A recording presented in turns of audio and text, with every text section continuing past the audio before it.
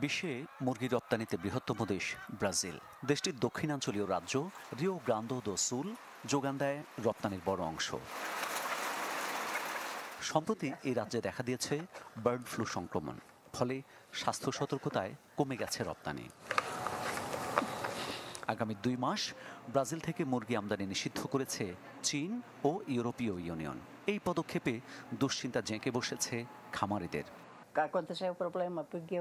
এর আগে কখনো এমন ঘটনা ঘটেনি। এটা কোম্পানির চেয়ে কৃষকের জন্য বেশি বেদনাদায়ক, কারণ দিন শেষে ঋণ পরিশোধ করতে হবে। এমন বাস্তবতায় নড়ে চড়ে বসেছে প্রশাসন। নগদ পেমেন্টে 500 টাকা পর্যন্ত ক্যাশব্যাক আর লেনদেনে প্রতিদিন ডিপ ফ্রিজ এবং ঘন্টায় ঘন্টায় এসি টিভি সহ দারুণ সব গিফট। রিও গ্রান্দো দো সুল ছাড়াও মন্টেনিগ্রো সহ বিভিন্ন শহরে শুরু হয়েছে আক্রান্ত মুরগি ধ্বংস ও খামার জীবাণুমুক্তকরণ। ফলে শূন্য হয়ে পড়েছে খামারগুলো। বার্ড ফ্লু সংক্রমণের ঝুঁকি কমানোই আমাদের মূল লক্ষ্য।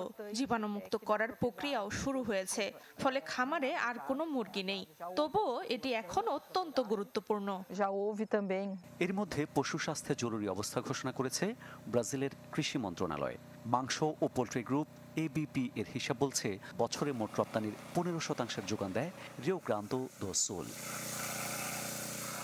মামুন উর রশিদ, চ্যানেল 24।